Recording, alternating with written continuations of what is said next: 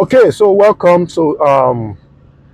This is another continuation on the series of leverage, and on this edition, we're looking at leveraging on the actions that you need to take. See, actions are very, very important. A good intention are just thoughts until you take the valuable and relevant actions. Good intention will just stay as just good intention. So, taking the relevant actions are very, very, very important. So, what actions are you going to take? You've learned a lot. You've done a whole lot of series. I think this is number part. This is part 6, if I'm not mistaken. I've done 5 parts already. So, these are things you've learned, and so what actions are you going to take, right? So, basically, what we've been talking about is how do you leverage the current situation, circumstances that we have around this country right now in order to create wealth. So my name still remains Okpe Oluwa. If this is the first time probably you just stumble on this video, no problem. You have stumbled on the right thing, right? So I help people to create wealth using the real estate platform, and real estate is all that I use. Okay, so today we'll just be talking about how do we take action with all the things that we've learned so far. So this has been a series, and what actions do I need to take to win big, to take advantage of the situation around me right now? Because if you don't take action, you will just have good intention, and good intention means nothing, and absolutely nothing at all. Okay, so number one is you need to think long term. uh Inflations come in cycles. I've shared this story over and over and over again. How these are things that has happened. In fact, I think in one of my videos, I've shared the story of Egypt. That day I was shooting that video. Egypt just floated their naira, their currency again, and they've done it. That was the 5th time they were going to do it. They float the currency, inflation showed up, blah blah blah. They regulate it back, they float it again, they regulate it back. Similar is what is happening now. Right now, uh, as I'm doing this video, the dollar has been pegged again, right? So there's a CBN technically has started controlling the dollar at 1,200 and something, right? So it has affected because there's inflow of foreign currency already into the country and all of those things. So CBN, in a way, is back in control, not the forces of demand and supply. Please, you need to have that at the back of your mind. And anytime there is a pegging like that, we are moving back to the parallel market. Okay, so because at some point the hoarding people are going to come in, a lot of contracts are going to come out, government is going to start spending big, because they are issuing a lot of bonds. They are going to have access to a lot of naira. They'll start spending. Very soon, was it minimum wage is going to increase and all of those things. So these are realities in the economy that is going to start happening, and of course excess money is going to start flowing to some direction, and they will still want to save their money now in dollar, because really one of the challenges is that it is the government people that makes this whole thing. Somebody said, statistically, anytime money is being shared by government, note what will happen: dollar increases, because some people just get their allocation, convert it to dollar, owe salary for 9 months. As soon as dollar goes up, they sell part of it and pay the backlog of salary. That's what the business of people are just doing in government, and they'll take plenty loan to be doing projects. Okay, and that's not intelligent at all. Any dummy can identify problem and take advantage of the problem. Okay, so think long term, because this is going to happen over and over again. So, and one of the advantage of thinking long term is that you position yourself when you know when and something is going to happen. In fact, like I always share, I love to reference the Bible a lot, and me referencing the Bible uh, said, a wise man foreseeth evil and he take heed, right? And he said, so when you foresee that something is going to happen, you understand the signals, you know what are those things that are going to happen. So how do I position myself for that which is going to happen very soon or shortly, right? So that is very important. So position yourself. How do you position yourself? How do you really take advantage of the situation? Because it's going to keep happening. It's going to keep happening. So those that position themselves sometimes ago were the people that really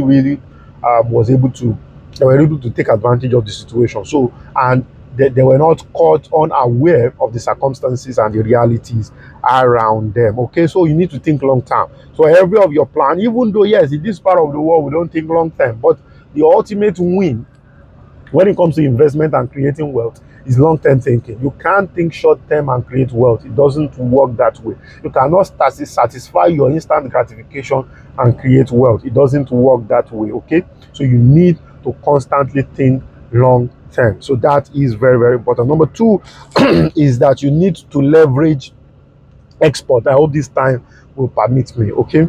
You need to leverage export. Export is cheap when your country currency is being devalued, right? So you need to ask yourself, what can I make with the cheap naira that is available right now so that I can export them? And you will be amazed about the volume of things that is needed in Nigeria. Okay, spice.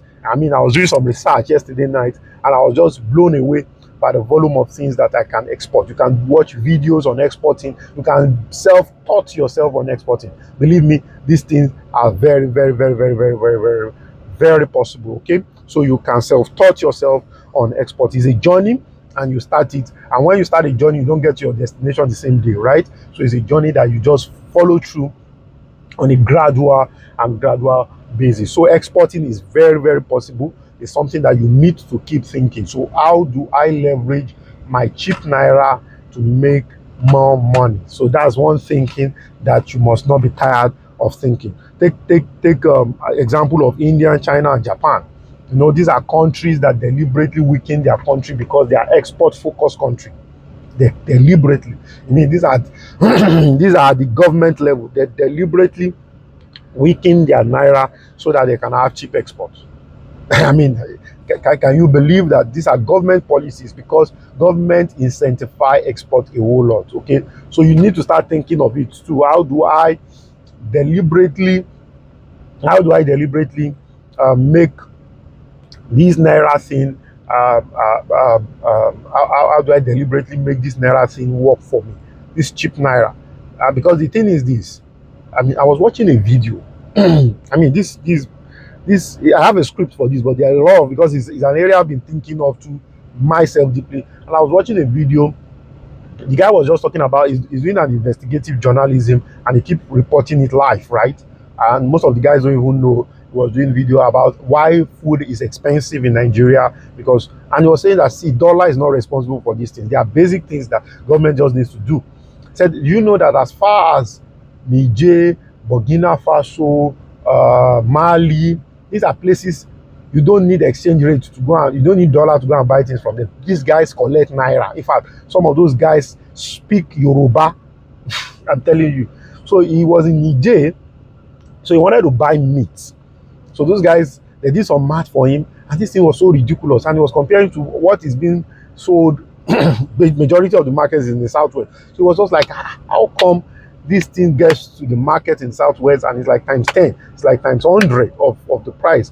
And he said, okay, the next phase of the investigation is now going to be why are those things the way they are right now? So you really need to, because you'll be amazed how much things you can, how much of ginger that you can export and how much are they going really for. Okay, so exporting is very very, very, very important. Okay, so you need to pay attention to them. And one of the things that we do not think about is exploitation of human resources. We are over 220 billion 220 million people in Nigeria right now.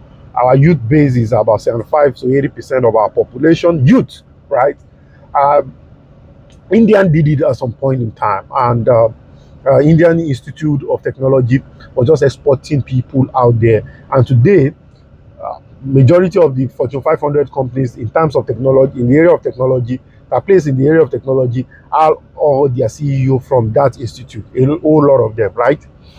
So they were just cheap labors. At some point, all the call centers were Indians, cheap labors.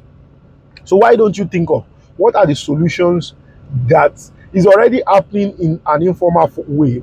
What about you setting up a tech software company, train Nigerians, cheap labor?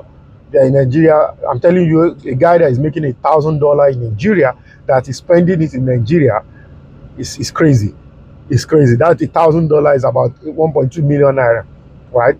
And he's making it in Nigeria, and you are providing the warehouse, the technology, everything, the hardware. All they are just doing is the brain. You train them and you keep them as the brain. Imagine what that will do if you put a structure in it, and all you just be doing is that whatever they are paying them, you are just taking a percentage of it. If you are offering 1,000 of such people out there, that's $1 million, and probably you are getting, let's say they are paying them $2,000, that's $2 million, and probably you are getting just 10% cut from it just to maintain the structure.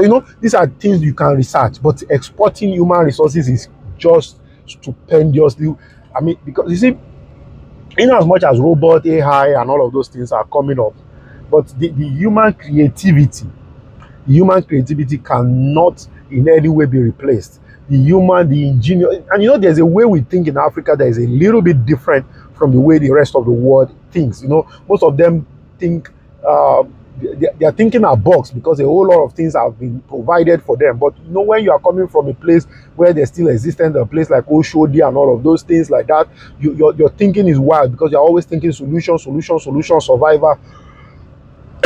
Excuse me. You're always thinking in terms of survival, solution, and all of those things. So your thinking is a little bit different. And that's your